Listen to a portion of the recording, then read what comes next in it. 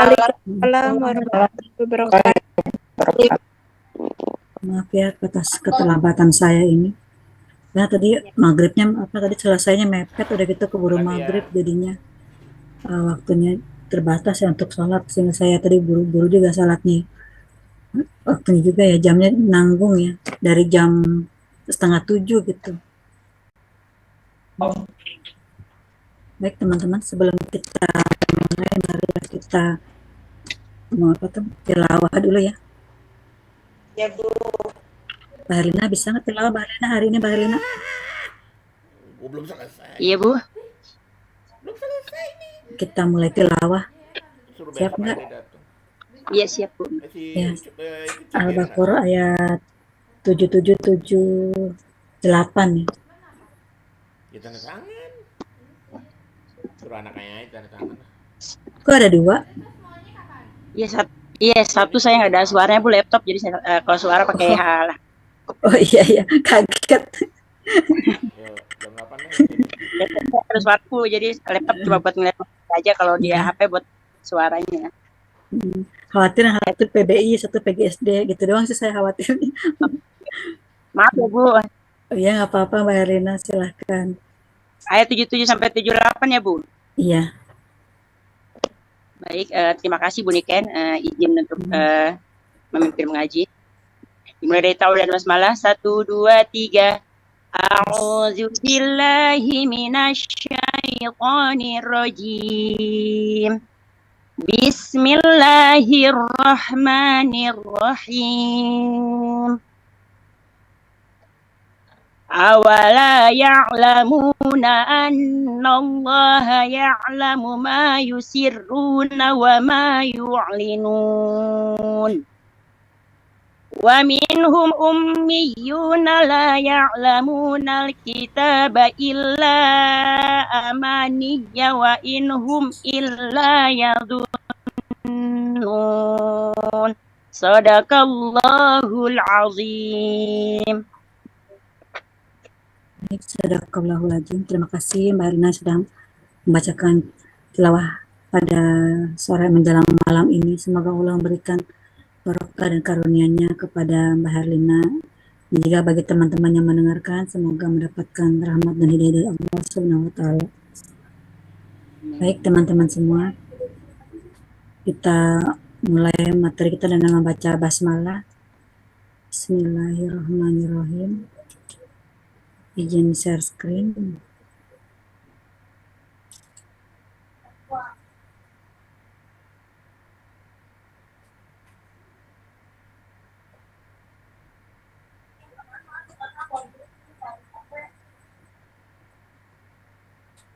Mbak Dea hadir kan hari ini Mbak Dea ya? Nggak kelihatan.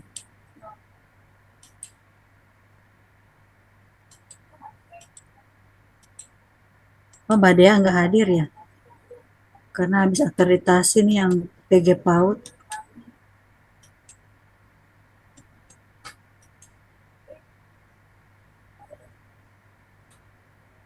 Teman-teman nanti di sekitar jam 7:30 ada nggak minta tolong apa? Fotoin absensi ya partisipan tolong di foto. Nanti kira-kira siapa yang bersedia sekitar jam 7:30.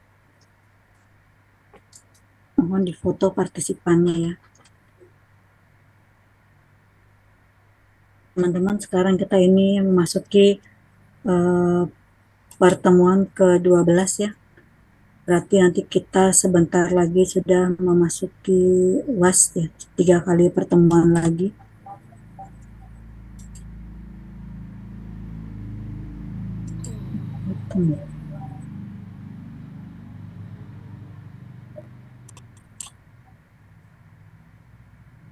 Kali ini materi ke-12 yaitu tentang kompetensi guru pedagogik, sosial, profesional, dan kepribadian. Kemarin ya dibahas sedikit ya tentang pedagogik. Sekarang akan diulang kembali. Kemarin juga meneruskan materi yang belum selesai juga ya. Ini sama ya.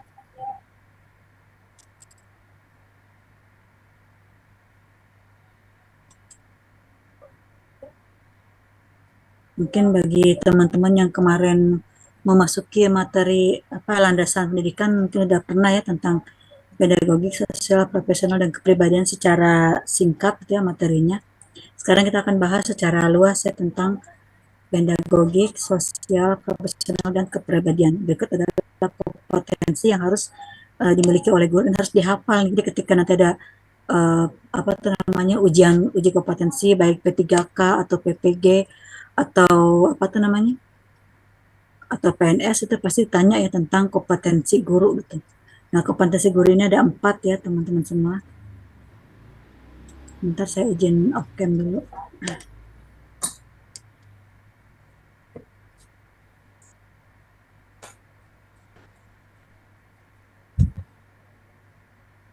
Panas sekali ya.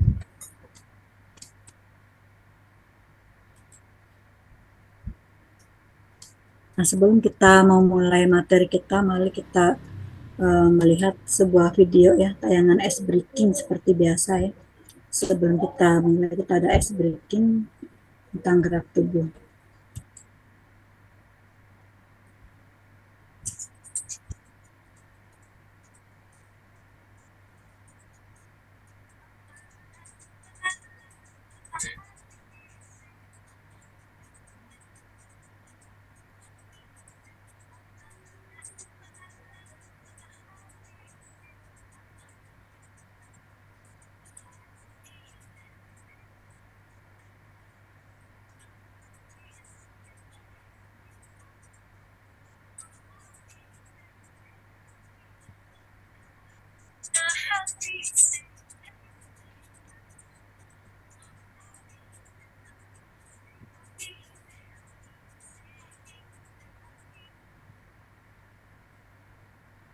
Nah, berikut video tadi ya tentang daya ingat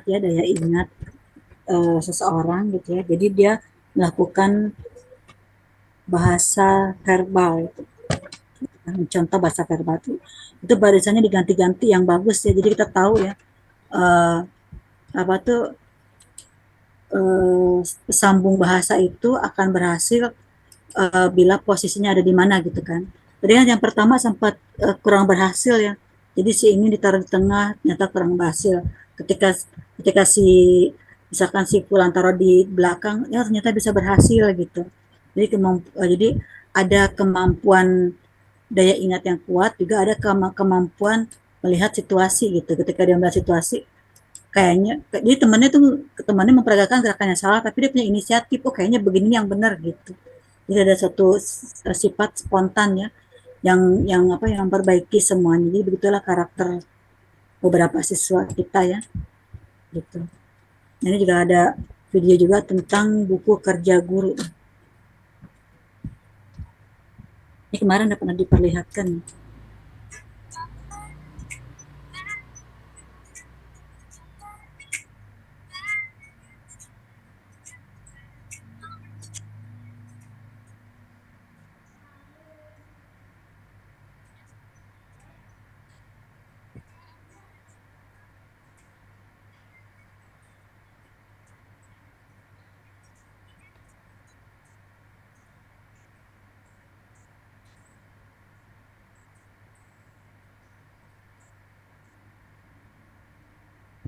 Nah, jadi kemarin kita membahas tentang penilaian kinerja guru gitu ya. Nah, penilaian kinerja guru ini dijadikan suatu buku ya, namanya buku kerja guru atau buku aktivitas guru atau agenda guru. Jadi macam-macam teman-teman bisa memberikan nama gitu.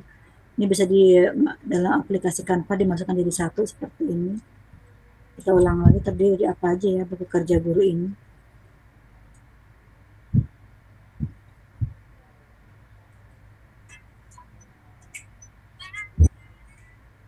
Yang pertama adalah merupakan daftar isi ya. Ada tentang kode etik, ikrar, tata tertib, pembiasaan, kalender pendidikan, lokasi waktu, program tahunan, program semester, agenda agenda. Jadi ini ya penilaian kinerja yang harus dimiliki oleh guru. So, yang lagi.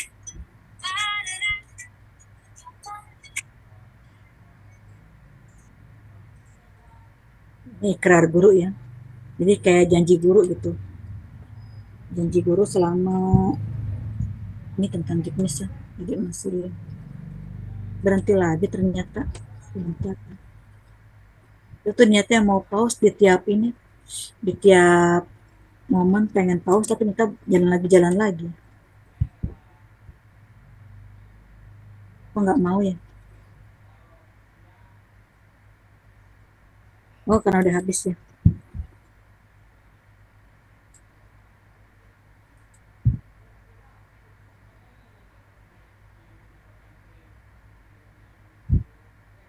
Ini ngambek kayaknya nih. Gara-gara saya tutup macet apa? Di post di off jadinya macet.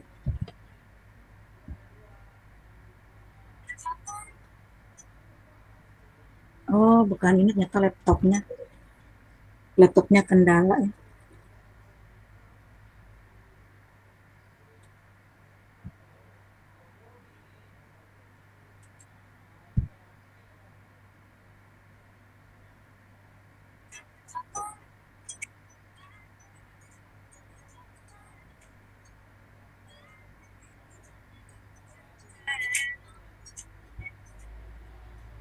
Ya, nggak bisa ternyata ya. Itu tadi di buku ajar itu ada pembiasaan seperti SOP, kegiatan belajar sehari-hari, ada kegiatan prota gitu ya, kegiatan tahunan, kegiatan semester, dan juga ada penilaian. Jadi itu yang memang harus yang dimiliki penilaian kinerja guru. Ini nanti dalam dalam tahun 2025 gitu ya, bahwa Mendikbudrismen gitu kan akan mempersingkat ya tentang administrasi guru gitu. Jadi guru tidak lagi ribet seperti sebelum-sebelumnya. Karena dulu saya pernah dengar berita pernah baca ya suatu artikel gitu ya. Kenapa Menteri Profesor Muti ini memilih istrinya seorang guru gitu. Karena dia pikir dengan menikahi seorang guru itu justru akan banyak waktu di rumah gitu ya, apalagi guru SD ya. Berangkat pagi, pulang siang, sisanya di rumah gitu kan. Mungkin ketika bersosialisasi hanya sekian jam gitu. Nah ternyata itu sekarang ini ketika kita menjadi guru banyak tugas gitu loh yang harus dilakukan. Jadi ketika di rumah juga pikirannya ke sekolah gitu. Karena memang banyak hal ya, banyak yang harus dikerjakan oleh guru gitu. Ketika mengajar mungkin hanya sebentar ya. Mengajar hanya 3 jam, 4 jam. Tapi ketika membuat administrasi ini gitu ya, seperti membuat perencanaan, modul ajar, penilaian segala macam, itu makan waktu gitu. Belum lagi pelatihan, sehingga ketika dia ada di rumah tapi pikirannya ada di sekolah gitu. Itu juga jadi itu yang menjadi penelitian Profesor Mutu. Jadi nanti kita akan administrasi untuk beban guru itu akan diperpendek gitu. Tidak lagi ribet seperti yang kemarin-kemarin. Nah, ini sekarang kita akan membahas tentang kompetensi guru ya. Kompetensi harus dimiliki guru ini yang terdapat dalam Pendirjen nomor 2626B HK 0401 2023. Nah, ini diturunkan kompetensi tersebut menjadi indikator dan subindikator gitu ya. Yang terdiri dari 12 indikator dan 41 subindikator.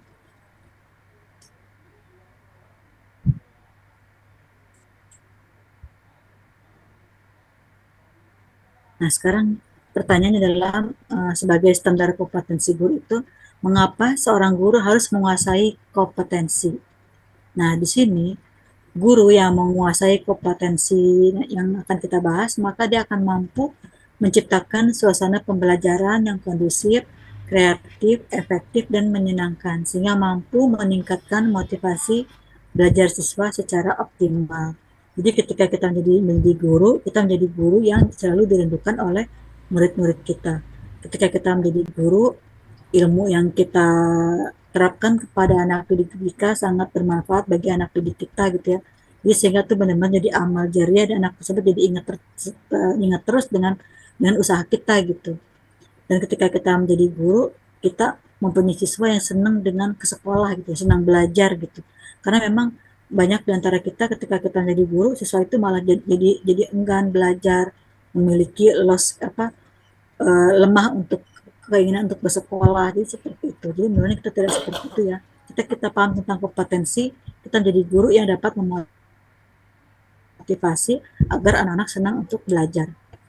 Nah, syarat menjadi guru itu, kalau guru menjadi orang guru ya, pertama guru itu wajib memiliki kualifikasi akademik, yang artinya mungkin seperti sekarang ya, yang namanya seorang guru gitu ya, itu memang harus memiliki apa tuh namanya pendidikan S1 itu kalau sekarang. Kalau di guru SD maka PGSD, guru PAUD jadi apa, guru di TK atau PAUD ya jadi PAUD gitu kan. Jadi pendidikan PAUD. Lalu kayak sekarang jadi bahasa, guru bahasa. Misalkan jadi guru agama, belajar di pendidikan agama, ini segala macamnya.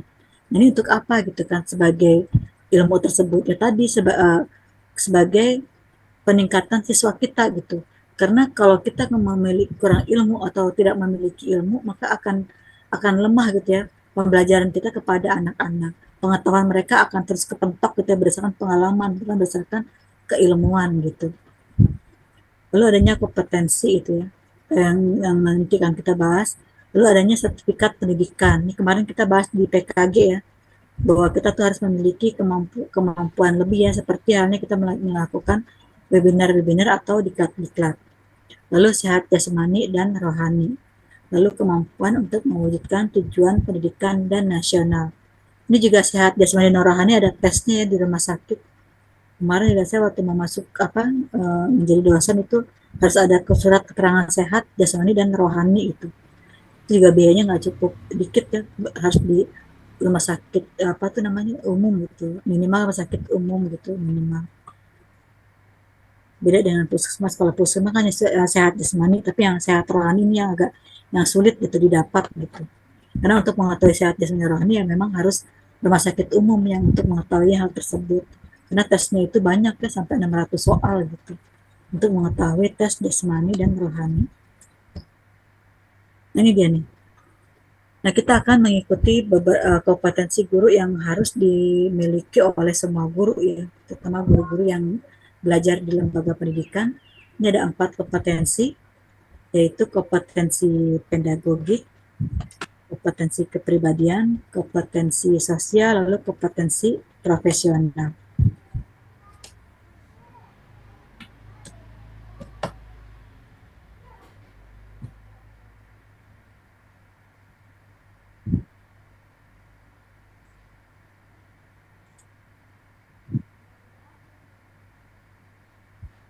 Oh ya, sebentar saya mau izin foto dulu.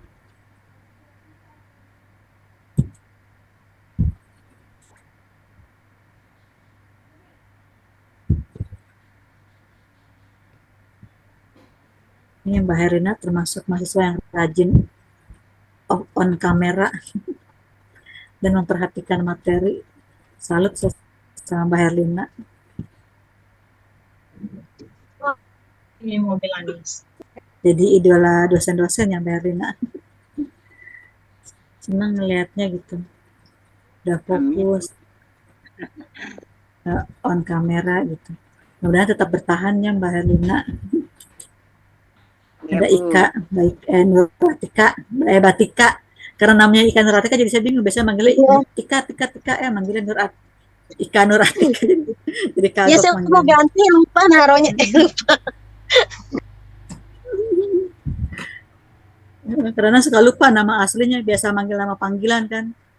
Manggilnya Tika, sama siapa lagi tuh, Wawat, nggak salah. Wawat itu ternyata ada punya nama depan gitu ternyata. Iya, Bu.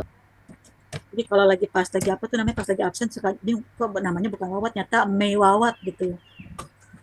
Iya, betul. Ya kayak Mbak Tika bisa tiba-tiba Ika Nur Atika, jadi saya sempat kaget namanya berubah. Oh ya, lupa nama aslinya Ika Nur Atika ya.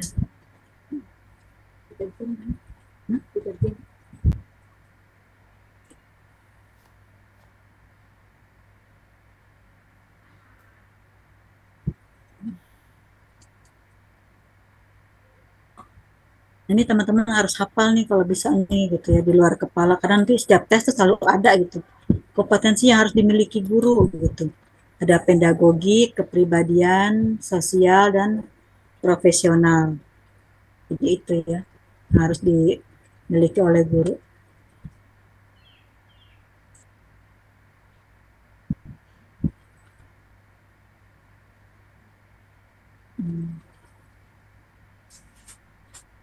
itu nggak mau berubah ya. Nah, oh emang nggak berubah, salah sekali. Nah, ini daftar indikator ya. Jadi ketika kompetensi pedagogi, kepribadian gitu kan, sosial dan profesional itu ada indikatornya. Jadi sama hampir sama kayak KD ya. Jadi ketika murid kita mempunyai CP, CP-nya itu kan ada indikator ya. Ada indikator, subindikator. Nah, kita juga sebagai guru ada indikatornya juga gitu. Jadi kita tuh kompetensinya ada 4. Nah, kalau anak-anak siswa kita kan ada aspeknya nyebutnya ya. Aspek yang harus dimiliki oleh anak gitu. Misalnya aspek yang harus ditingkatkan oleh oleh siswa kita gitu kan. Kayak apa tuh nilai agama dan budi pekerti, bahasa kayak gitu-gitu. Nah, kita itu adalah pedagogik, kepribadian, sosial, dan profesional. Jadi kalau guru itu makanya harus dihafal oleh semua guru-guru gitu. Nanti kalau ada pengetesan ini termasuk ada gitu di P3K, di CPNS atau sertifikasi gitu. Jadi ini ada berdasarkan indikator gitu sama kayak tadi ya. Jadi kognitif ada indikatornya, fisik motorik ada indikatornya gitu kan. Sosial emosional ada indikatornya. Ini kita sebagai guru juga ada indikatornya gitu. Pedagogi kita memiliki 3 indikator gitu. Kalau kepribadian mempunyai 4 indikator, kalau sosial ada 3 indikator dan profesional ada 3 indikator. Jadi masing-masing memiliki indikator yang harus dimiliki, yang diketahui oleh guru gitu. Ini wajib ya.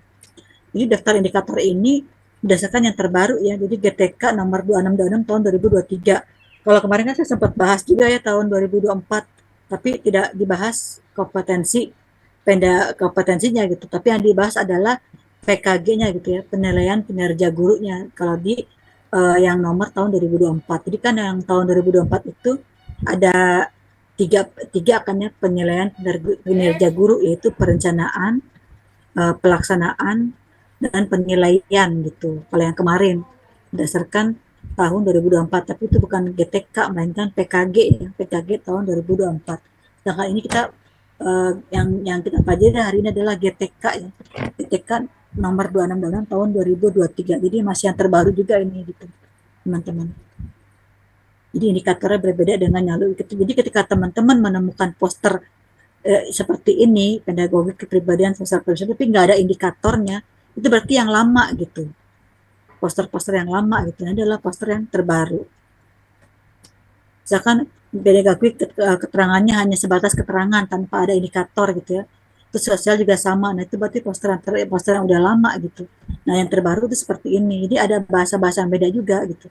Bahasa-bahasa yang berbeda seperti nomor 1 indikatornya gitu kan. Lingkungan pembelajaran yang aman dan nyaman bagi peserta didik. Pembelajaran efektif yang berpusat pada peserta didik. Adanya asesmen, umpan balik, pelaporan yang berpusat pada peserta didik. Nanti dari indikator ini ada indikatornya lagi teman-teman semua. Jadi saya hanya menjelaskan secara singkat tentang indikator gitu ya. Jadi seperti halnya kita mengenal anak itu harus berkembang 6 aspek perkembangan gitu ya. Nilai agama budi pekerti, fisik motorik, bahasa, kognitif, sosial emosional, dan seni. Sedangkan guru itu harus berkembang pedagogiknya, kepribadiannya, sosialnya, dan profesionalnya. Ini disebutnya dengan kompetensi.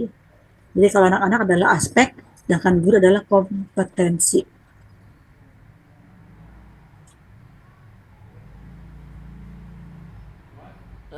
Pintu ya. Nggak muat. Jadi saya juga mau sebentar ya, mau saya foto dulu teman-teman.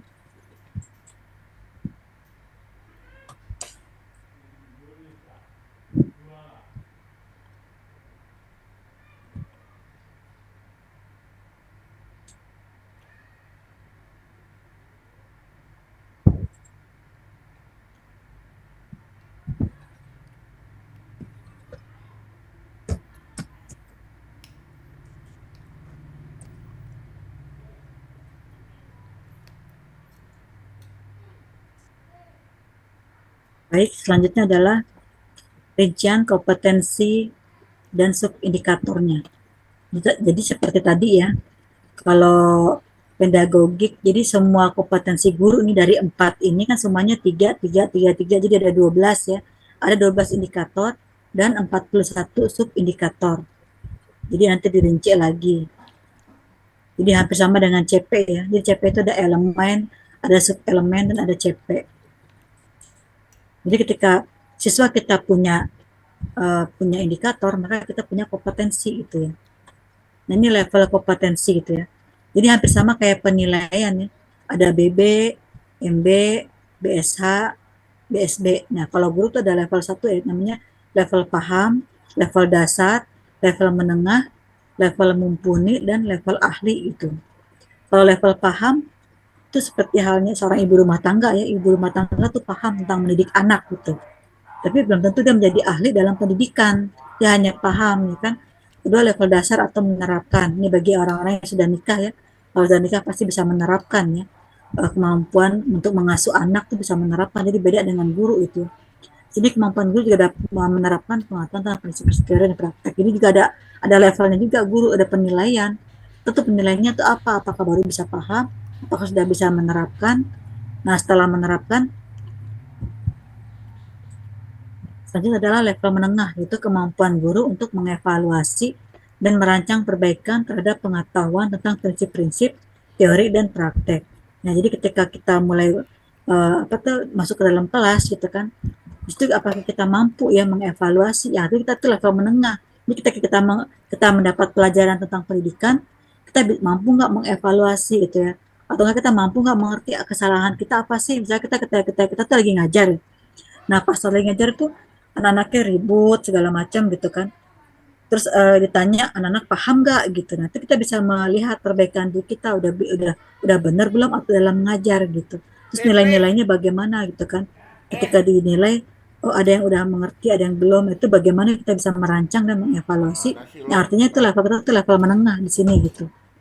Lalu ada level keempat itu level mumpuni, yaitu kemampuan guru dapat berkolaborasi dan berbagi praktik baik dengan guru-guru lain gitu ya, untuk mengembangkan pengetahuan tentang prinsip teori dan praktek. Jadi ketika kita ada rapat gitu ya, apa sih namanya, survei kepala sekolah ya,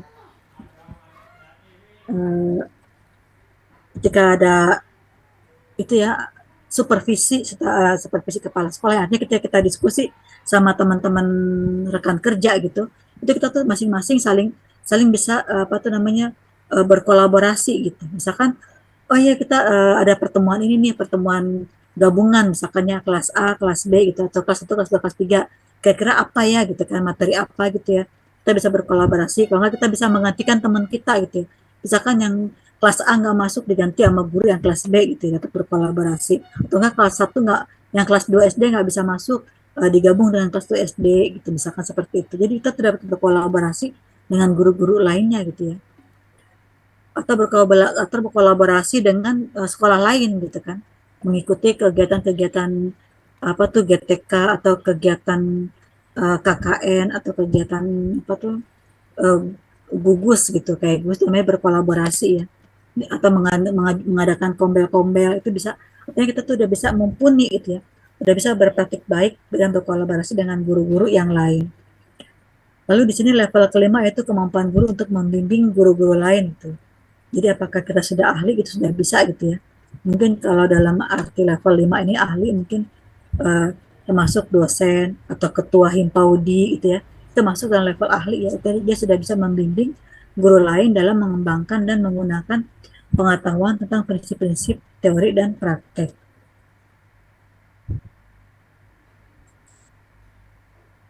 Nah, selanjutnya ini ada kegiatan ini ya, kegiatan apa tuh namanya?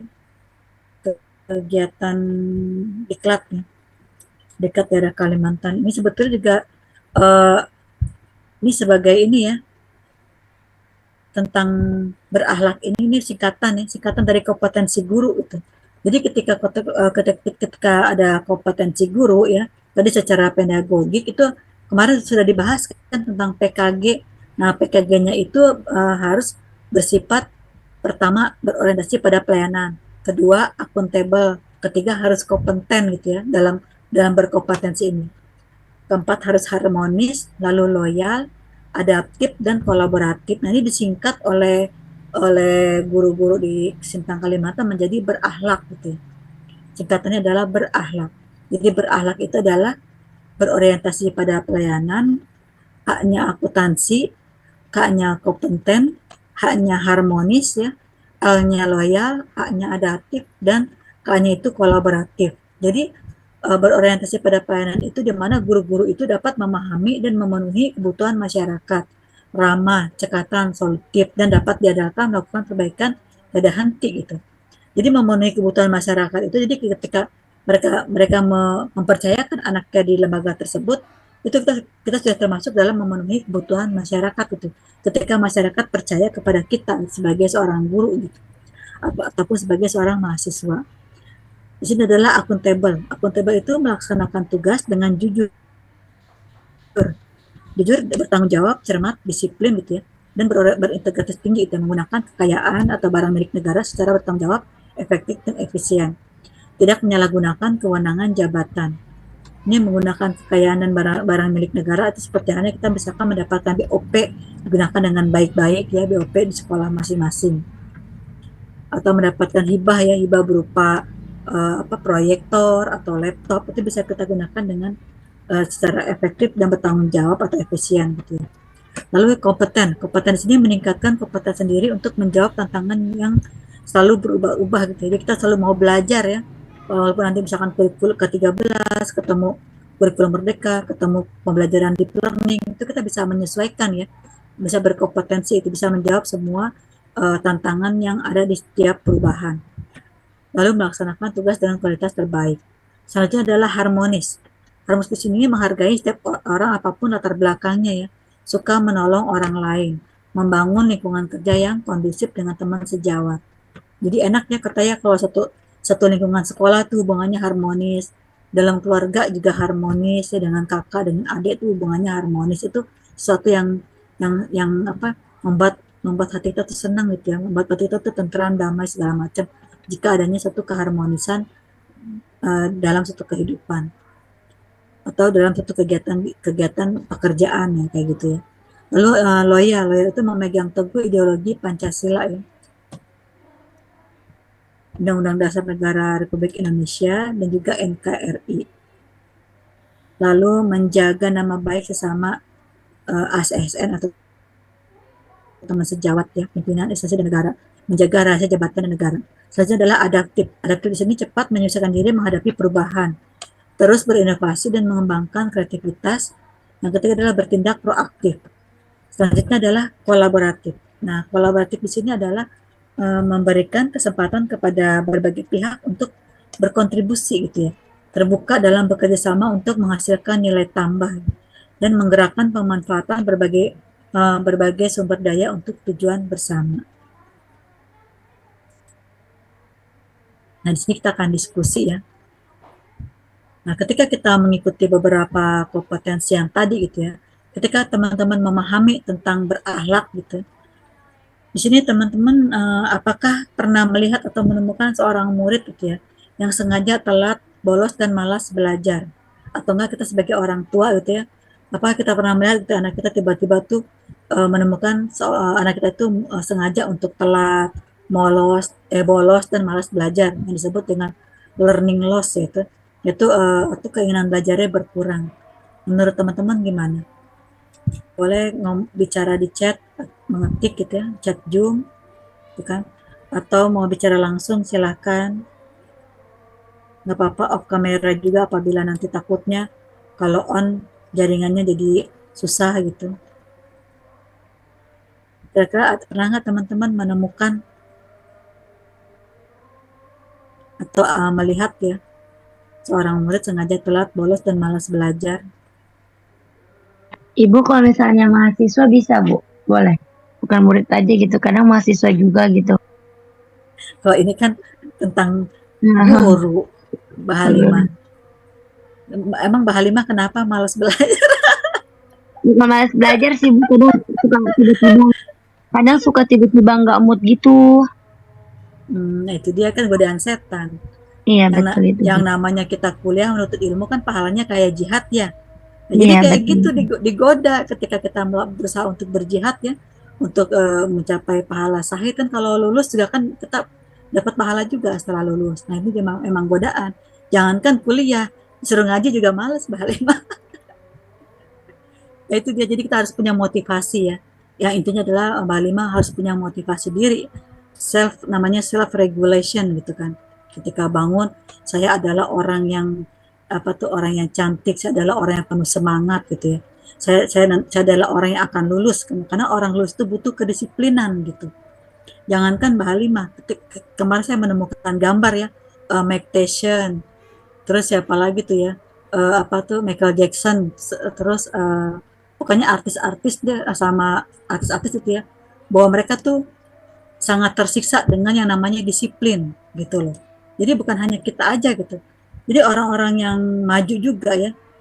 Tadi juga saya habis nonton film tentang sejarah bagaimana dia menjadi idol gitu ya. Nah itu ketika kita menuju sukses juga kan banyak hal ya yang terutama kadang bukan orang lain yang menjatuhkan diri kita untuk loss gitu ya, untuk bad mood. Kadang diri kita sendiri gitu loh. Kadang tiba-tiba kok jadi males, jadi segala macam gitu ya. Itu karena memang tadi motivasi kita tuh kurang gitu loh. Jadi kayak seperti halnya anak-anak juga sama gitu ya. Mungkin kalau kita ngeliat orang bisa, tapi kadang itu terbawa oleh diri kita sendiri gitu, bad mood itu.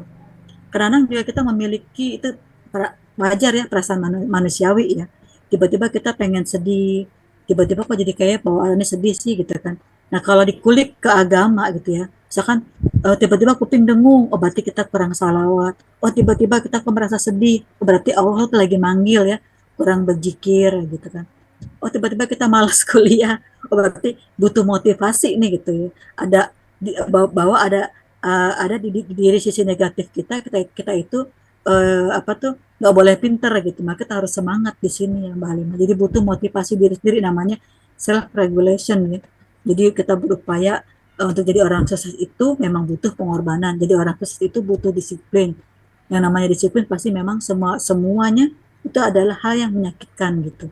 Kita pengen kurus juga atau kita pengen sehat gitu ya, kita orang yang diet atau orang yang gimana sih, yang binaragawan itu, maksud saya itu orang binaragawan itu ya, yang butuh otot-ototnya kuat itu butuh disiplin ya, butuh usaha. Jadi nggak cuman kita aja sebagai mahasiswa gitu. Kadang kalau kita tidak ada perbandingan kepada orang sukses gitu ya, melihat ke atas gitu ya, melihat orang sukses, eh, kita tidak bisa memotivasi diri sendiri. Tapi kalau kita melihat orang itu menjadi sukses kan dia butuh kedisiplinan dan segala macam, itu akan menjadi self regulation diri kita sendiri. Nah mungkin kita contoh sukses itu adalah contoh teladan kita adalah Nabi Muhammad ya, karena dia juga kan pernah yang namanya ingin mundur untuk dakwah gitu ya, sama semua orang, karena itu sifat manusiawi ya, sifat seorang manusia gitu ya, dimana ada tingkat naik dan ada tingkat turun gitu. Nah ketika kita turun, nah itu dia tuh kita harus sadar bahwa itu adalah cobaan, bahwa ini adalah godaan. Nah itu yang susah. Jangankan Mbak Halim masih juga sama ya, sebagai dosen gitu ya. Kadang-kadang, udahlah ilmunya yang kemarin aja gitu ya. Males gitu kadang-kadang untuk mengkulik-kulik ilmu baru lagi. Yang kemarin aja deh gitu. Kadang-kadang saya merasa jadi seorang dosen yang gimana sih, yang berdosa gitu loh. Kalau saya tidak memberikan ilmu yang terbaru, dan ilmunya itu yang kemarin aja lah gitu loh. Yang tahun 2017 saya berikan ke teman-teman gitu, atau 2018 gitu. Nah, jadi gampang sih, nggak perlu capek-capek bikin PPT, saya nggak perlu capek-capek bikin materi gitu. Tapi saya berupaya untuk jadi dosen yang terbaik ya, ilmu saya itu terpakai terus menerus, dan selalu ilmunya itu update gitu loh. Jadi teman-teman tuh tidak mendapatkan ilmu-ilmu yang lama. Itu juga kadang-kadang saya juga sebagai guru, tadi kan saya udah bilang ya, bahwa guru itu adalah orang yang terus mau belajar. Nah kalau dia tidak mau belajar, itu tandanya dia sudah berhenti menjadi dosen atau menjadi guru gitu ya. Misalkan baik guru atau profesor. Jadi seorang guru itu misalkan kayak profesor atau dosen atau guru SD SMP, yang namanya seorang guru adalah orang yang terus mau belajar gitu. Nah kita kalau kita berhenti untuk belajar, maka berhentilah menjadi seorang pendidik gitu. Intinya seperti itu. Gitu ya teman-temannya. Jadi saya juga masih terus belajar ya. Ini juga sebetulnya buat cambukan juga buat saya gitu ya, bukan buat Mbak Halimah atau bukan buat teman-teman atau bukan buat murid-murid kita gitu. Karena di sini saya juga sama gitu. Kan saya pernah kan yang nge-share kepada teman-teman semua bahwa pendidik itu adalah orang yang tidak pernah berhenti yang namanya belajar gitu. Jadi saya juga sebagai seorang pendidik tetap harus belajar. Kalau saya udah belajar berarti saya telah memberikan ilmu yang tidak baik kepada teman-teman semua. Ya, semangat terus ya, semangat berjuang maju S1, mudah-mudahan cepat lulus, itu doanya. Dan Allah selalu memberikan kemudahan bagi teman-teman semua dan memberikan kesabaran serta ketabahan ya buat teman-teman semua. Terus mau motivasi, saling memotivasi ya. Intinya seperti itu. Nah, ini lalu ini hampir sama ya. Apakah Anda pernah merasa tidak termotivasi untuk mengajar gitu? Ini sebetulnya sifat manusiawi ya. Kita tuh merasakan yang namanya lelah ya gitu kan. Mungkin lelah nggak ngajar juga. Kadang ibu rumah tangga juga ngerasain namanya bete gitu ya. Ih, bete gitu kan. Apa di rumah begini-begini melulu gitu kan. Tiap hari harus masakin buat anak-anak. Harus tiap hari misalkan harus apa tuh namanya anak di sekolah belajar nggak meningkat-meningkat. Jadi maunya belajar sama emaknya, dan emaknya ngajarin ngerti. Giliran di sekolah nggak ngerti-ngerti gitu kan. Misalkan dia pulang gitu, ketika pulang dapat nilainya rendah gitu kan. Ketika kita buka kita tanya, giliran tadi sama mama ngerti, kenapa sama bu guru nggak ngerti kan? Kadang-kadang gitu ya. Jadi kadang-kadang gitu sebagai seorang pendidik, kadang-kadang sebagai ibu rumah tangga gitu, dia ada merasa males gitu ya gitu kan. Jadi itu sifatnya manusiawi ya, ketika kita sedang down atau sedang bad mood gitu. Ini sebagai manusiawi, dan itu apa yang harus kita lakukan gitu ya.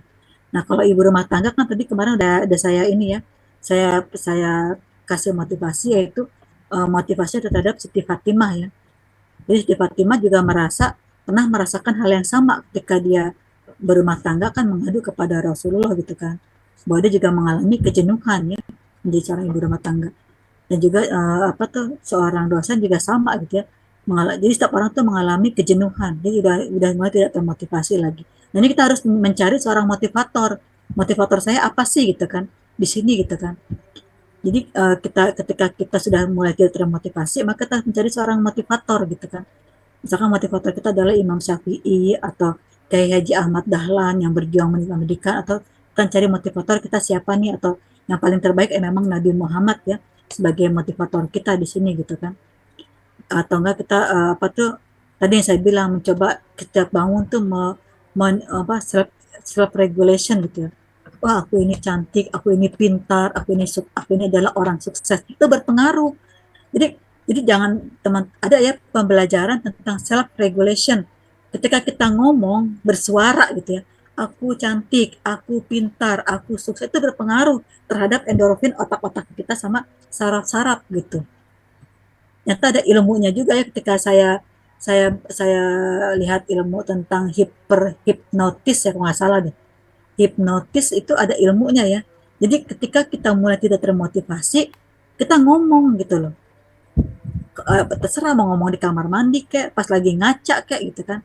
Kan kalau kita ngaca ada doanya tuh, Allahumma ahsanta khulqi fa ahsin huluki gitu kan. Itu ternyata berpengaruh juga kepada kita ya. Ketika kita ngaca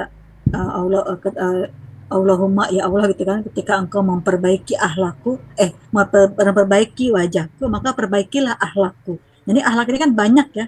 Itu sebagai motivasi juga gitu. Ternyata ketika kita berdoa mengaca ya, ketika doa berkaca kita doa seperti itu, Allahumma ahsanta khulqi fa ahsin huluki gitu kan. Itu ternyata doa gitu kan. Jadi hampir sama dengan kata-kata motivasi yang namanya hypnoteaching apa hipnoterapi gitu, yang saya pernah nonton tuh di Instagram. Itu berpengaruh ketika kita sudah mulai malas, kita ngomong gitu. Itu harus bersuara gitu. Karena pengaruh ya, suara ini pengaruh membangun regulasi saraf-saraf yang ada di tubuh kita gitu loh. Jadi misalnya kita udah masuk puasa nih. Puasa kalau jam 12 kan otomatis kita lemes gitu kan.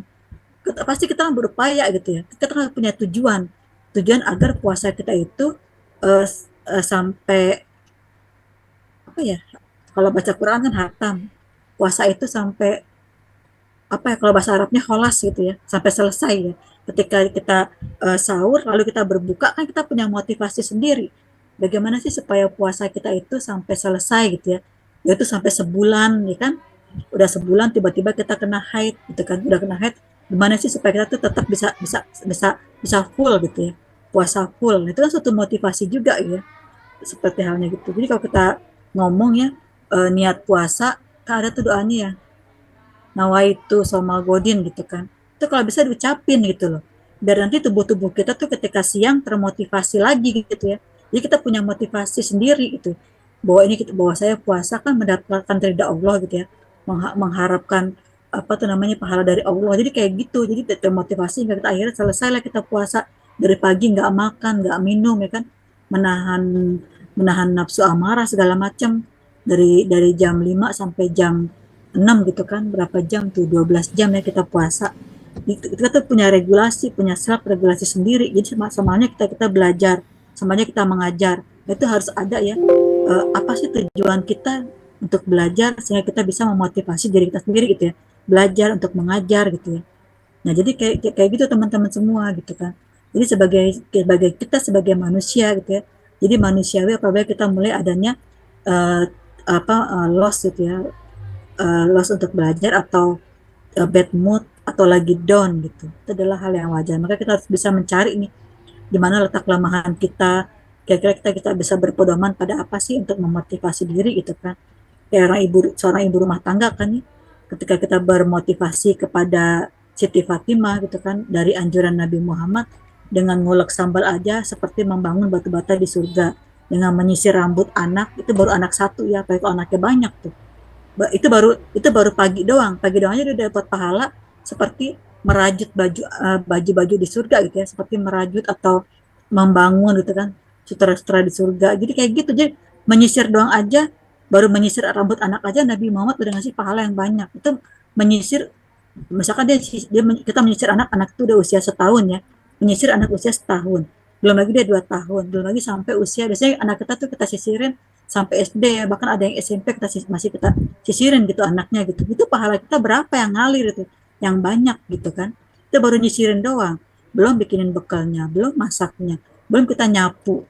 Nyapu aja juga sama kan, seperti halnya menghapus dosa-dosa kita kan, begitu kan di hadisnya ya. Kalau kita menyapu, pahala kita hampir sama dengan menghapus dosa-dosa kita. Itu baru menyapu pagi kalau di rumah, belum menyapu siang gitu kan, belum nyapunya berapa halaman. Itu jadi menjadi hal motivasi kita gitu. Jadi kita nggak usah merasa rendah diri kalau kita menjadi seorang anak atau menjadi seorang ibu rumah tangga. Nah, begitu kita menjadi seorang anak gitu. Ketika anaknya membantu ibunya menyapu, itu hampir pahala yang bersama dengan ibunya gitu. Sama-sama nyapu gitu kan. Jadi ibunya dapat nyapu pahala menghapus dosa, anaknya juga sama. Ketika kita menjadi seorang anak berbakti pada orang tua, mencoba menyapu di rumah juga sama pahalanya, sama dengan menghapus dosa-dosa. Jadi ada satu motivasi lah gitu ya. Kita kalau bisa punya punya idola gitu, punya idol, siapa sih idol kita gitu kan, punya motivasi kesuksesan kita tuh berdasarkan apa, nah kayak gitu. Jadi kayak gitu teman-teman. Jadi kalau misalnya kita udah mulai lemes segala macam, ngomong, aduh aku pengen semangat, aku adalah orang yang bersemangat gitu ya. Aku ingin lulus, nah, kayak gitu. Jadi kalau ngomong dengan bersuara, itu maka saraf-saraf tubuh kita tuh akan terangkat, akan terbangun semua gitu. Nah, ini kita lihat video berikut ini ya.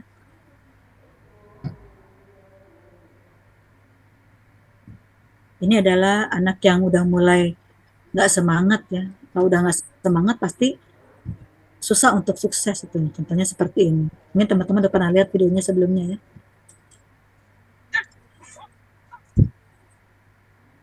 Tuh, pertama aja dia udah salah.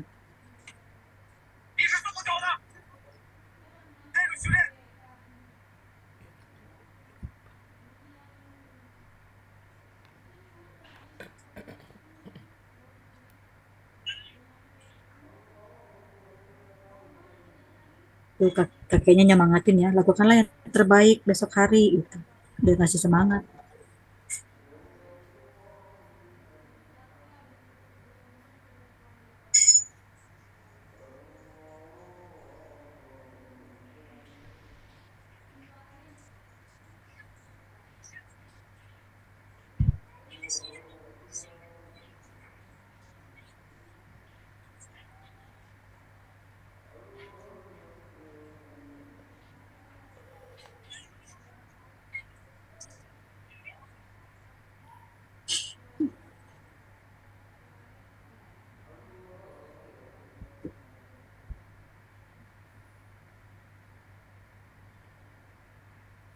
Nah, jadi begitu ya teman-teman, ini sangat berpengaruh ya. Kehadiran satu orang itu berpengaruh jadi hasil foto Pak Presidennya gitu. Jadi ini akibatnya apabila orang itu sudah memiliki loss, sudah punya ada regulasi diri, tidak ada tidak lagi mempunyai motivasi gitu, sehingga dapat merugikan orang banyak gitu. Selain merugikan keluarganya juga merugikan negaranya gitu kan. Ulang lagi ya.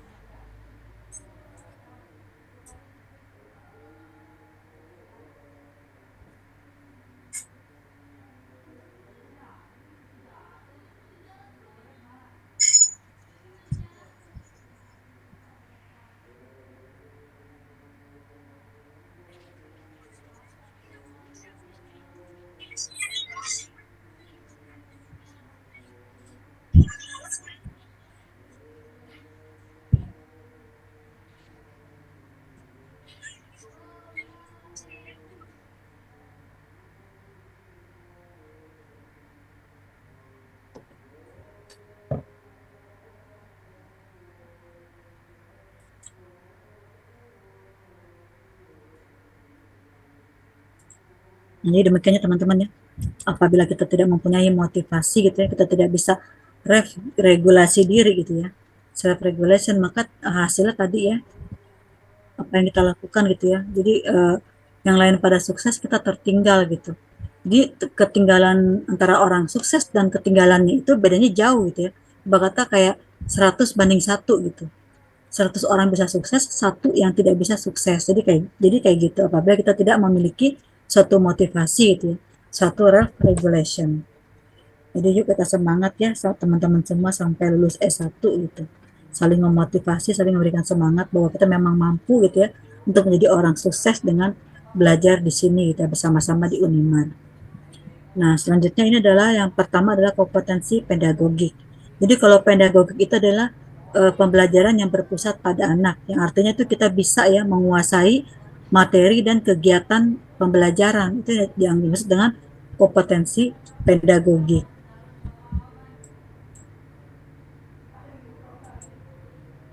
Nah, jadi pedagogik itu adalah merupakan suatu wawasan gitu ya, atau landasan kependidikan. Yang kedua, kita itu paham tentang atau paham terhadap peserta didik. Yang ketiga itu bagaimana cara kita dapat mengembangkan kurikulum gitu ya, atau silabus perancangan pembelajaran gitu ya.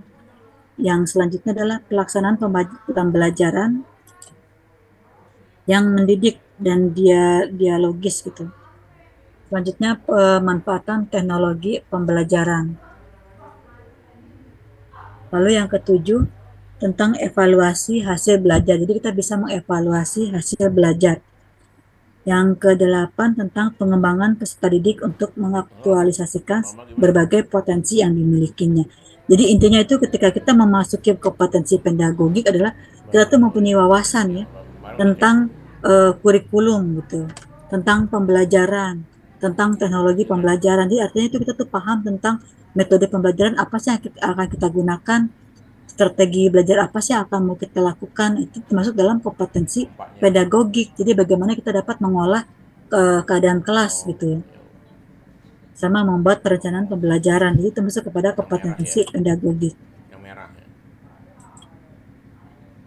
Nah, indikatornya itu tadi kita lihat di sini ya. Jadi indikator itu pertama-tama lingkungan belajar yang aman dan nyaman bagi peserta didik. Jadi ini yang biru ini adalah indikator ya, yang biru di atas. Tadi kita udah lihat kan di awal di list yang pertama itu bahwa di awal itu lingkungan pembelajaran yang aman dan nyaman bagi peserta didik. Nah, ini subindikatornya apa aja gitu ya. Nah, lingkungan pembelajaran yang aman dan nyaman bagi peserta didik ini memiliki subindikator, yaitu pengelolaan pelaku peserta didik yang sulit. Jadi kita dapat mengelola bagaimana sih perilaku peserta didik yang sulit ya. Contohnya seperti yang apa tuh yang sangat aktif gitu ya, lari-larian nggak mau diam, lalu yang nggak bisa fokus, lalu yang apa tuh yang nggak bisa connect gitu ya, atau apa tuh yang lambat ya. Lambat itu apa ya bahasa Inggrisnya, pokoknya dia ya lambat berpikir gitu kan, itu kan termasuk peserta didik yang sulit ya. Atau dia mengalami gangguan belajar kayak disleksia, disgrafia gitu kan, atau ADHD atau autis dan segala macam. Yang kemarin kita ada belajar ya, kemarin kan tentang disleksia ya, dia tuh sulit mengenal huruf B dan D gitu kan, lalu huruf S dan angka 3 gitu. Jadi sehingga ketika dia menemukan tulisan itu semuanya berbayang-bayang. Jadi bagaimana kita bisa mengelola perilaku peserta didik yang sulit. Lalu pengelolaan kelas untuk mencapai pembelajaran yang berpusat pada peserta didik. Selanjutnya rasa aman dan nyaman peserta didik dalam proses pembelajaran gitu ya. Selanjutnya pembelajaran efektif yang berpusat pada peserta didik. Ini subindikatornya adalah kita bisa mendesain pembelajaran yang terstruktur, yaitu seperti membuat RPPH atau modul ajar untuk mencapai tujuan pembelajaran. Desain pembelajaran yang relevan dengan kondisi di sekitar sekolah dengan melibatkan peserta didik. Ya, artinya kita dapat memanfaatkan lingkungan yang ada di sekitar sekolah. Lalu pemilihan dan penggunaan sumber belajar yang sesuai dengan tujuan pembelajaran. Jadi misalkan kayak pemilihan penggunaan sumber belajar itu, kalau kita berada di pantai ya, lingkungan daerah kita pantai, maka kita bisa menggunakan sumber belajar yang ada di situ gitu. Jadi kita bisa menggunakan pasir, ranting, batu-batuan gitu kan, untuk belajar membaca, untuk membuat eksperimen atau membuat proyek. Itu kita dapat menggunakan sumber belajar yang sesuai dengan tujuan pembelajaran kita gitu. Lalu selanjutnya adanya instruksi pembelajaran yang mencakup strategi gitu ya, strategi dan komunikasi. Kurma dia nanya sama gua, mau suka kurma nggak ya? Nggak tahu. Ya makanya gua nanya sama Kadang-kadang lu. bingung sama kamera, Ya, ntar gua bilang nih. antara kanan dan kiri itu masih bingung duduknya.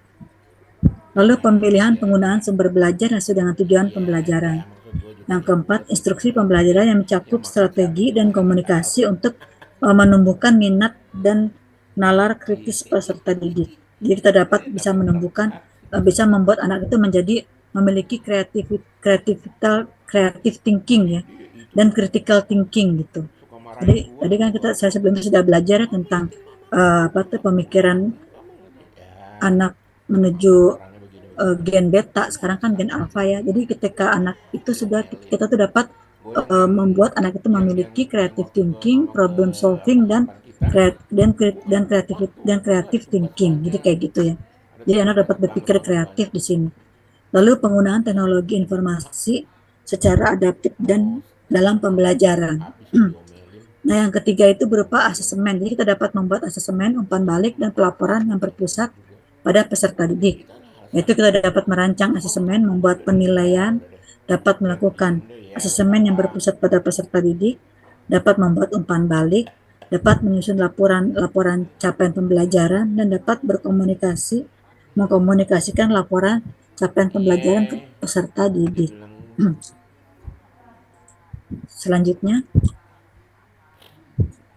oh ya, selanjutnya kita akan lihat video berikut ini. ya itu yang Saya off kamera ya biar lancar videonya. ya udah.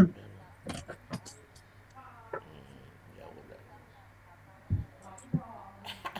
Lo makan dulu lo ya. Gua sekarang. Aduh, gua bilang udah capek deh.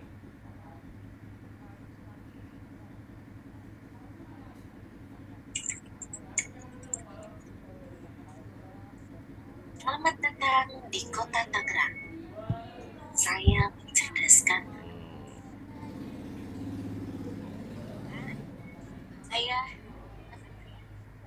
Saya bertugas di SD Negeri Kendal Wetan 3. Oh ya udah.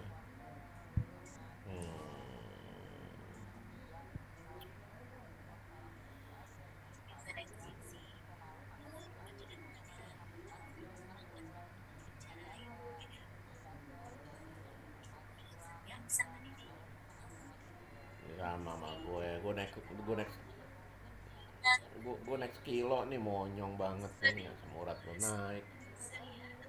93 dari 9192. Strategi pembelajaran Udah berdiferensiasi kemarin yang kan saya makan-makan gunakan tuh yaitu sama si kakak. diferensiasi konten. Ya si Ade dapat itu apa, hasil usaha Sesuaikan dengan gaya belajar peserta pembagian didik. SAO, Diferensiasi ngajak proses makan-makan, yaitu berkaitan bonus. dengan perbedaan proses pembelajaran seperti mengamati Tahu suara dan bekerja di kelas dengan kegiatan sudah si Ade sama si apa, si Indra adu-adu gendut. Dua lo kalau berdua udah makan aja ribut aja kerjaannya. Aduh. Hmm.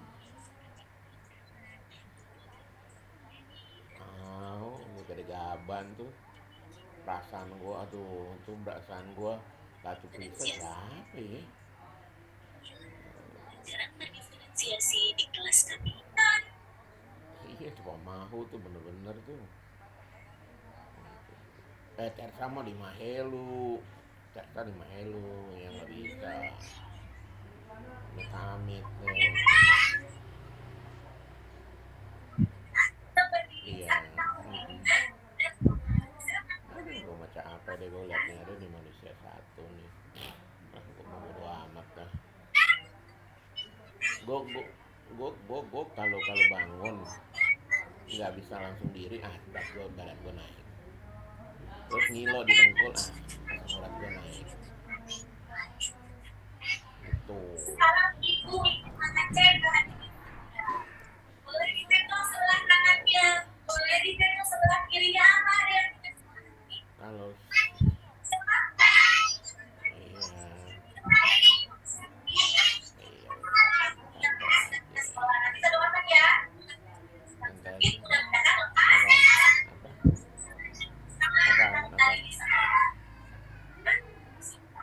Iya udah. Itu aja ya. Apa tuh kentang sama ubi ya, ubi ya, ubi. Bungkus aja. Ubi aja, ubi dua ember itu. Ya udah.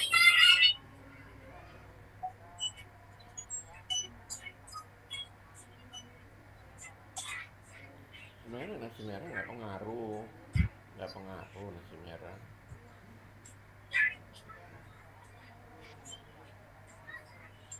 Tapi gue udah nggak, nih salahnya gue malam gue makan lagi gitu aja.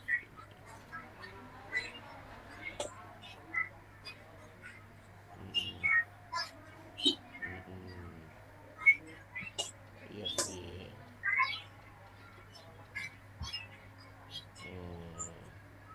Bertanya, tadi kamu minum berapa?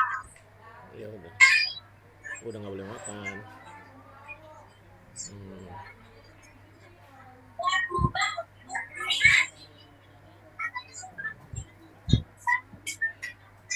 Aduh, lu berdua sama si Meli tuh sama lo, cerewet lu. Atau Prisa. Kalau kasih pengarahan lo paling bisa.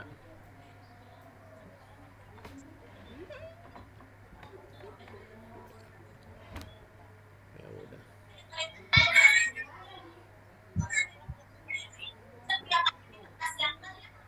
Ya udah. Udah deh, lu jangan ngecewain lah kakak lu deh, lu capek gua. Belum juga ada sih. Lu masih enak kan? Lu udah gue bilang kan kalau nih kan mencret teriak ke gue. Disuruh lu. Habis itu gue diam aja. Kayak terdakwa. Iya, iya. Paling gampang gitu. Paling gue mau jawabnya paling gampang. Sampai dia tanya kan, gue bilang, dia bilang kan gini, kamu gak capek aku marahin terus gini. Enggak, yang kamu ngomongin itu kan benar. Ya kenapa kamu ngomong? Iya. Sekarang kalau kamu nggak sayang sama aku, ngapain kamu capek-capek teriak-teriak kayak begitu? Kan kamu sayang kan sama aku. Alah, bal gitu. Lepak-lepak lah tuh. Red. Alah. Ayo dulu, makan aja. Udah, alah. Iya. Iya doang. Ini gue lagi ini nih, dia kan lagi kuliah online kan. Dia kan dosen kan. Dia lagi kuliah kan. Ya udah, gue ngerekamin. Dia bilang, mak rekamin mak. Ya udah, rekamin aja. Ya udah, lagi rekaman deh. Terus kan dia bilang, hah? Enggak, iya nanti YouTube. Dia kan kuliah kan, dia kan dosen kan. Iya, abang lo mainannya dosen. Yang di Jasinga dosen S2, yang di Jakarta S2 juga dosen, yang di Tangerang dosen, yang di Kendari dosen. Aduh, terus rata-rata lo tahu apa? Cum laude semua. Temen gue bilang, dasar Ambon gila lu. Gue heran lu, katanya lu bisa gitu lo dapet. Coba lihat cewek-cewek lu mana. Buset, ini S2, ini S2 semua, udah S2. Terus kebetulan mereka si Eis dateng kan, waktu diklat kan, dia dateng kan. Terus gue bilang, tuh si Eis tuh. Terus teman gue bilang, itu mentor gue, apa kenal dekat, Besti. Masya Allah opa, itu S2 loh opa. Dia bilang, di S2 loh opa. Iya kenapa? Aduh opa bener-bener nih aki-aki ganjen salah. Aduh, itu ya Yonas itu. Itu Yonas, ilmunya Yonas. Gue kalau mau Meli, udah lah. Yonas, ilmu lo tuh.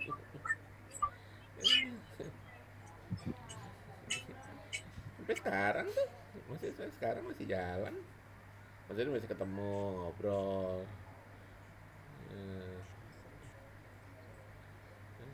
Belum yang di Riau S1 curhat mulu. Makanya si Niken ngamuk-ngamuk ini. Ngamuk-ngamuk aja. Apa ini cerita-ceritain gini. Ya, daripada lo dapet cerita dari orang lain, lebih baik gue yang cerita langsung. Gak perlu. Waduh, apa deh. Kalau bisa gue digigit kali. Ya udah deh. Ya udah. Oke. Apaan? Tanya anak lu si kakak. Tanya sama dia. Iya, gini nih. Gue ngomong sama lo nih ya. Kakak belum ngomong. Dia kepengen cuma sekali jalan aja tanggal 21. Gue bilang ngapain tanggal 21? Itu bukan Natal. Iya, itu kan Natal. Iya mah, gue bilang ngaco, ini Natal gue bilang. Iya kan mesti keluarin duit banyak kan.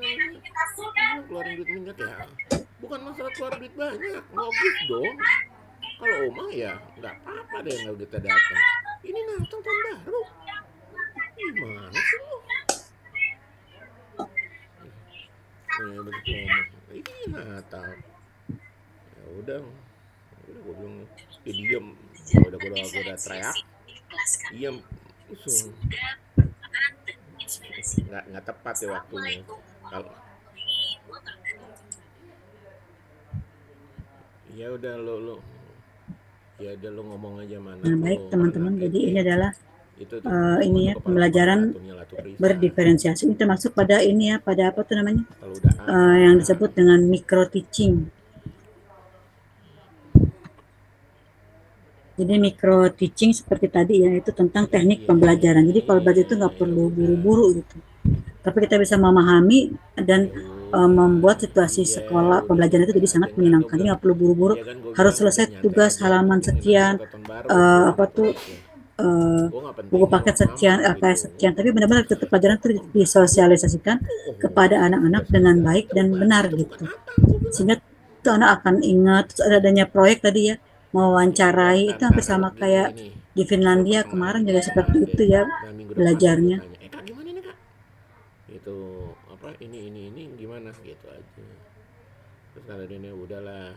Nah, jadi penguatan di kompetensi pedagogik ini itu penguatan adalah kompetensi pedagogik ini kemampuannya pedagogik guru terlihat ketika ia dapat mendesain pembelajaran untuk mendukung suasana kelas yang Ya menyenangkan, udah.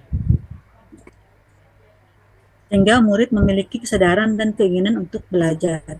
Nah, murid-murid Udah juga deh gini dapat aja deh, berinisiatif untuk gini membuat aja sendiri deh. Lo emak sama anak yang ngatur kesepakatan deh. kelas Gue dan gue gue menyampaikan gue tambah pendapatnya. badan deh. Nah, di sini guru Gue dengan tambah badan kompetensi ini aja. juga mampu menunjukkan pengolahan perilaku peserta didik yang sulit. Sehingga Kagak tapi kompetensi ini jangan lebih deh. menekankan kepada kemampuan pengolahan guru dibandingkan berfokus hanya ke peserta didik itu sendiri gitu. Jadi intinya adalah si guru dapat mengelola gitu ya pembelajaran, tidak hanya menggunakan buku paket dan LKS, tapi ada kegiatan-kegiatan yang lain yang memotivasi siswa untuk dapat mandiri itu yang menjawab pertanyaan-pertanyaan. Itu terutama Ya udah dipancing-pancing lo dengan omongin aja pertanyaan-pertanyaan dah, itu lo sangat omongin bagus ya. aja Itu artinya berdua. namanya sudah kita menerapkan Tahu deh, pembelajaran adat-adat POTS ya, deh, berpikir tingkat adat-adat tinggi gitu. misalkan adat Karena Jawa kadang-kadang mah tuh goblok anak-anak semua tuh kalau dibilangin. bisa menjawab Hmm, soal di pertanyaan, menjawab soal di kertas iya, tertulis, gak tapi berisik. dia begitu dia itu bingung gitu Masih untuk ada menjawab apa lagi tersebut tuh? gitu.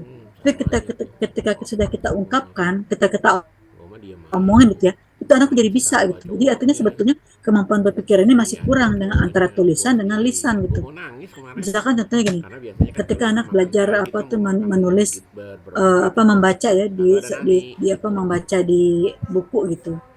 Gue pas mau Misalkan berangkat gue membacanya gini, sempet nggak ada nabi yang nggak ada pertama nani. adalah Gue nabi sempet gitu, ini lo sempet gitu nangis doang aja baca, dia dikit gitu kan. betul-betul tahu Nggak ada kalau nani diomongin gitu aja. kan kemarin udah belajar sama mama gitu kan misalkan gitu. Atau nah, kemarin kita udah belajar sama bu guru itu loh, nabi Tahu.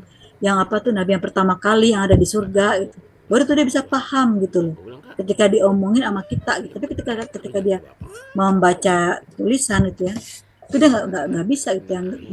nggak paham gitu, Bodo karena amat tadi dah. karena kurangnya pertanyaan-pertanyaan pemantik di kelas gitu. Semakin banyak kita memberikan pertanyaan pemantik, Gini loh, semakin gini kita loh, gini banyak loh. berdialog dalam Gini, kelas gitu iya, ya, nggak lu perlu ngomong. buru-buru gitu ya. Ya gini, Itu akan kan Ratu membuat Krista emang kecerdasan tahunya anak ada semakin di bukuan. meningkat gitu Kayak dengan gua, adanya bokap gua tuh pertanyaan-pertanyaan tersebut. TK-nya Makanya udah sekarang ambang kan batas. sedang digaungkan kan yang namanya pertanyaan pemantik gitu. Jadi sehingga membuat Parah anak tuh. tuh berpikir secara langsung gitu, berpikir secara logis gitu.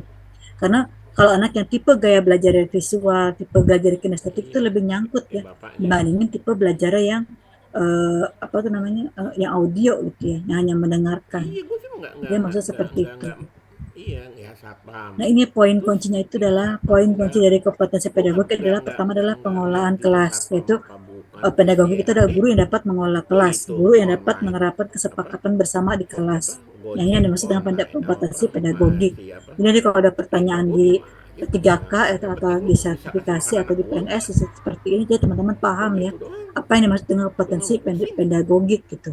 Jadi kuncinya itu adalah tentang Aja. pengolahan kelas, Ya, iya, iya. kemampuan Dia guru udah untuk tahu. membandingkan Adat gue berfokus udah tahu-tahu.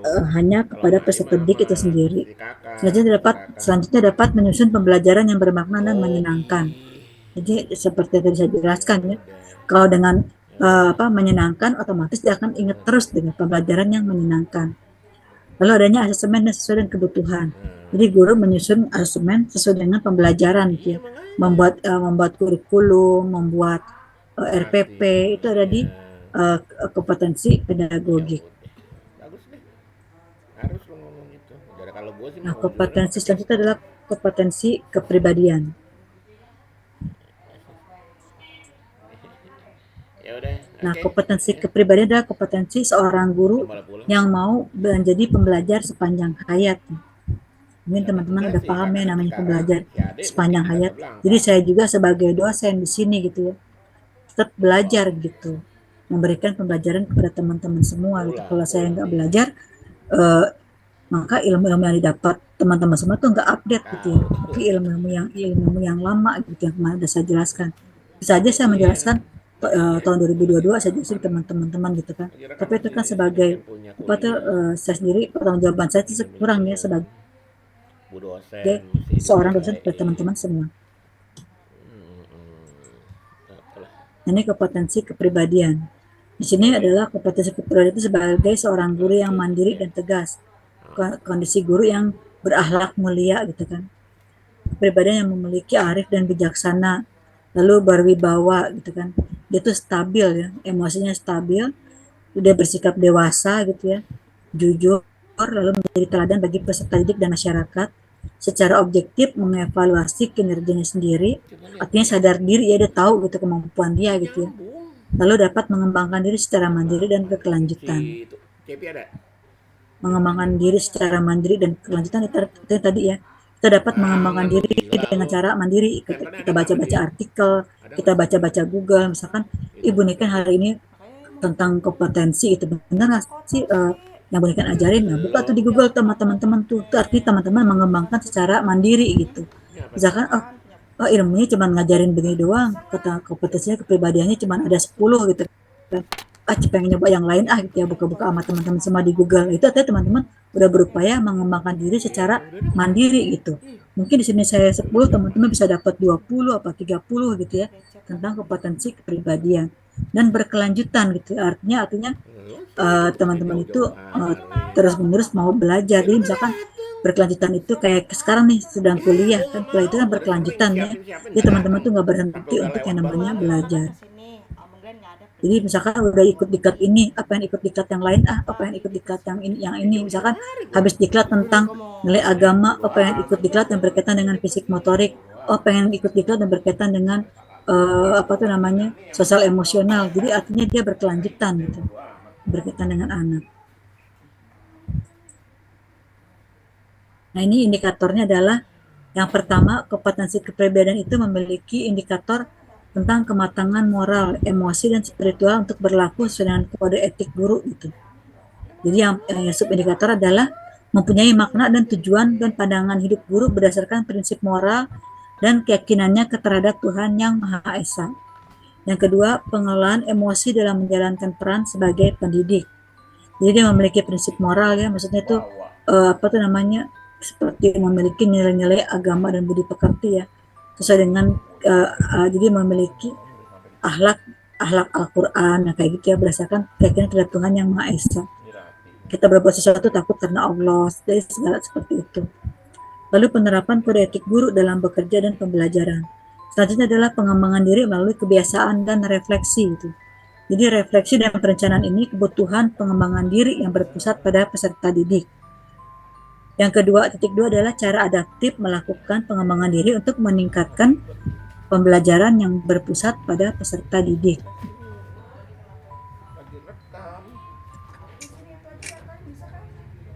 Depannya Geser.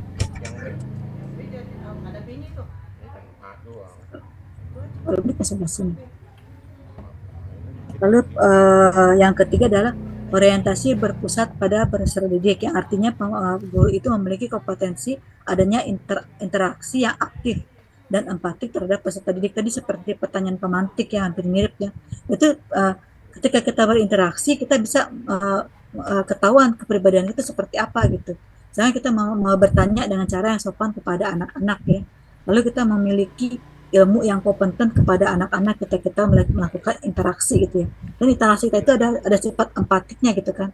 Misalkan kita bertanya ketika orang itu sedang mengalami kesulitan, kan nggak mungkin kita bertanya pertanyaan susah gitu. Kita berupaya mengerti keadaan dia ketika kita melakukan suatu pertanyaan. Itu artinya aktif dan empatik terhadap peserta didik gitu. Misalkan dia anaknya tuh aktif ya, senang menjawab gitu. Nah itu kita kasih pertanyaan-pertanyaan terus, kita tuh sadar, kita tuh memiliki empati bahwa anak ini memiliki kecerdasan yang tinggi sehingga pertanyaannya itu berbeda gitu ya. Dan ini anak-anak ini memiliki kecerdasan yang kurang sehingga ketika kita interaktif kita juga memberikan pertanyaan-pertanyaan yang mudah terhadap anak tersebut. Yang tujuan utamanya adalah agar anak itu mau aktif untuk berbicara gitu ya. Mau aktif, mau belajar. Jadi seperti itu kita bisa mengetahui kemampuan siswa-siswi kita sehingga kita dapat melakukan interaksi yang aktif dan empatik. Jadi seperti itu.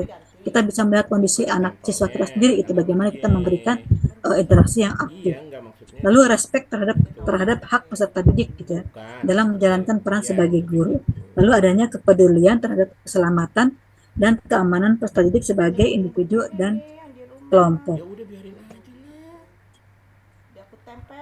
Ini penguatan terhadap kompetensi kepribadian adalah penguatan itulah guru memiliki Fotokopi lagi nggak bisa. kompetensi kepribadian itu mampu mengambil keputusan berdasarkan pertimbangan moral yang matang.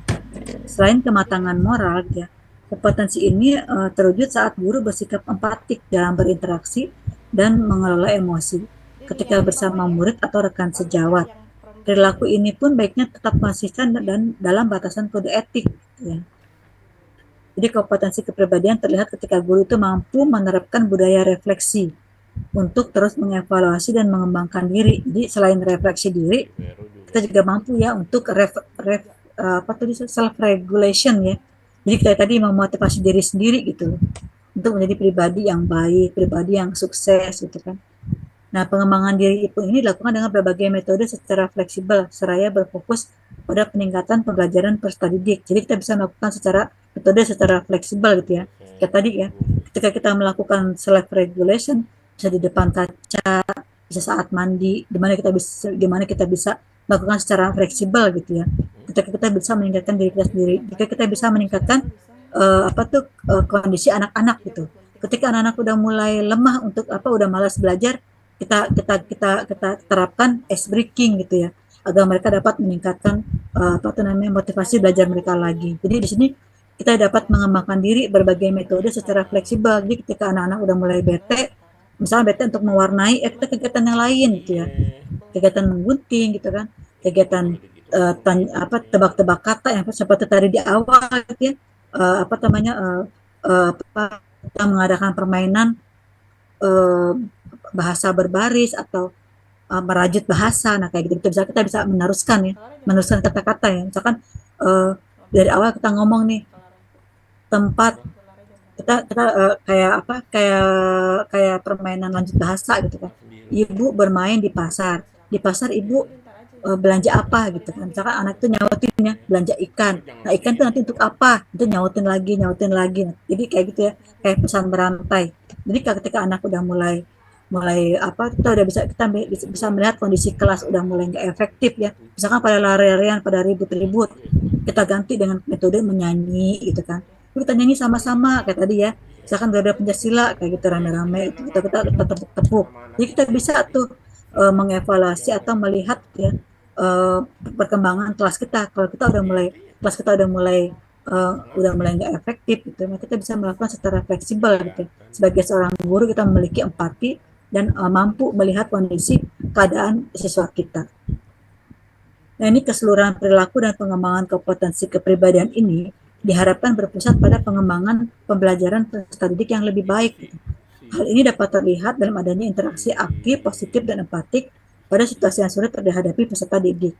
Dalam ruang kelas, guru juga menunjukkan respek atas individualitas murid melalui pemberian kesempatan untuk inisiatif dan berpendapat, seraya memastikan keselamatan dan keamanan peserta didik dalam menjalani proses belajar. Jadi terhindar dari yang namanya bullying ya. Bullying itu kan macam-macam ya. Ada bullying secara mental, ada bullying secara fisik. Karena secara kita nggak sadar tuh anak-anak tuh terjadi di kelas adalah bullying secara mental gitu ya.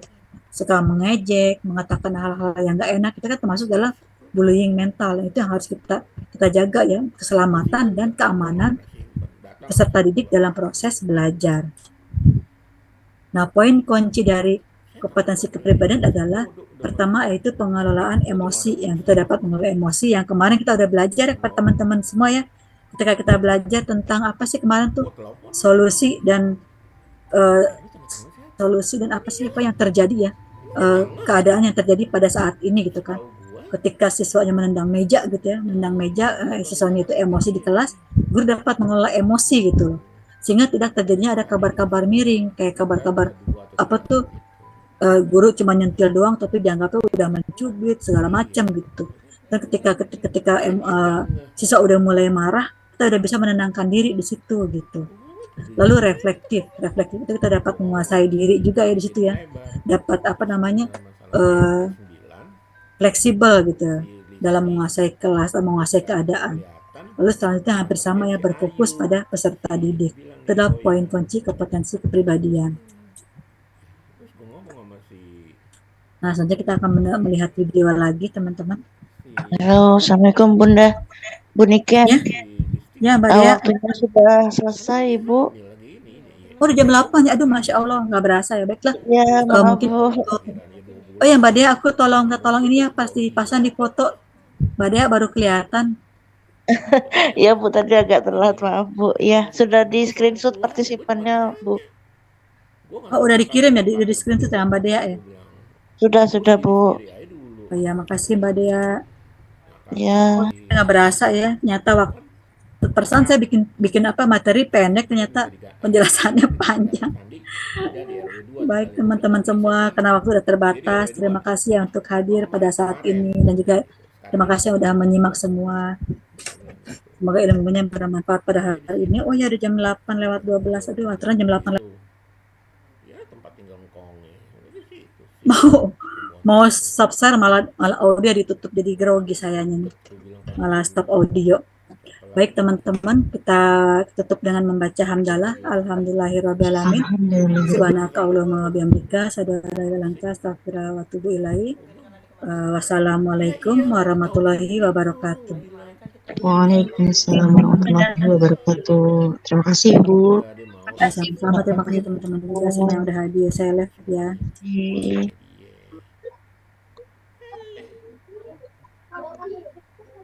semuanya dia keluar gue bilang kampret gue bilang nggak gue nggak suka aja gitu apa masalah sepele digede-gedein nah ini lebih gila lagi RT 8 kayak tadi bilang lo terakhir ya ini tanda tangan lo mesti ngomong tanda tangan ini si apa almarhum gue udah minta sebelum dia meninggal bilang begitu sampai akhir tahun bilang aja gitu iya iya iya. Dan lu jangan bohong-bohongin gua deh ya, gua bajingan gua bilang hehehe. Tapi emang dia ngakuin kalau itu stempelnya tanda tangannya itu di stempel dicap semua jadi cap logo itu nggak tanda tangan jadi stempel semua iya tapi gue bilang mungkin gue bilang gue bilang kecuali nomor HP. gue bilang lu jangan bohong-bohongin gue bilang gue bajingan yeah. Gue bilang tapi sekarang dia untung loh dia masih ada loh. dia jaga gitu karena stempel yang pegang si Kiki anak yang bontot apa urusannya gue bilang emang dia KSB gue bilang ntar gue ngomong sama Sinta pokoknya yang rese-rese sama gue sikat gue bilang gue ngomong sama ini kan nanti suruh ngomong sama lurah jangan gitu apa Yang berita Om Gun diem aja, bestinya yang telat gitu. apa Ini siapa ya, udah dibagiin. Pero Pikiran kok dulu, oh Pero besti ini. Karena gue nyautin langsung ini kan dia ganti topik. Pero Oke, belum. padahal dia udah mau datang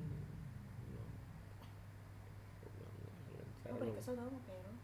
iyalah bacotnya gede doang Terus tadi gue tidur jam Mbak Nur, tolong ya laporan online-nya. Berita. Siap Bu. oh sama Ita apa Pero Kita. oh emang Sama Pero banyak kenal. enggak kalau si Ita emang dia ya safety lah supaya nama dia juga ini Mbak Nur tolong ya laporan online-nya ya. Iya Bu, siap. Gitu aja.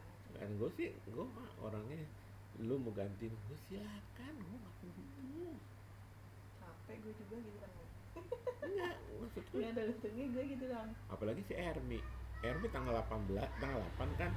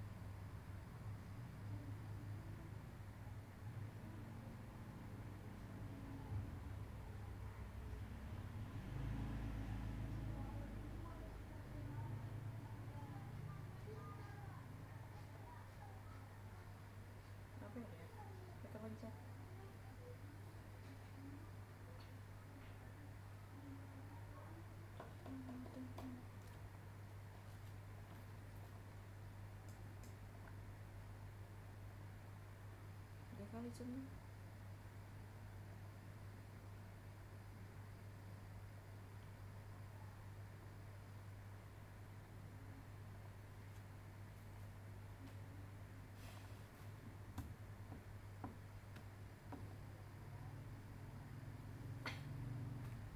Deh,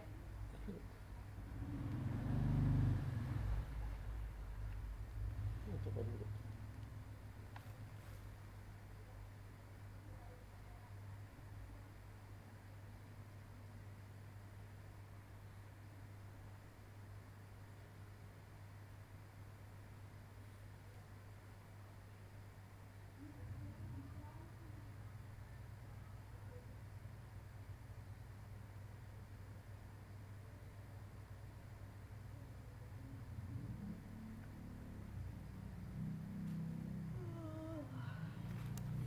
Lihat orangnya dulu aja.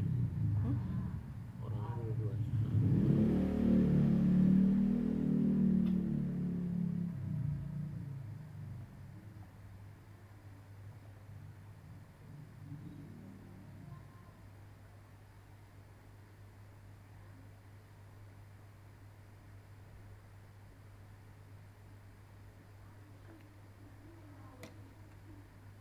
Kayaknya udah deh. Dianya udah nggak ada. Cari yang gede, yang panjang. nih. Kertasnya yang panjang.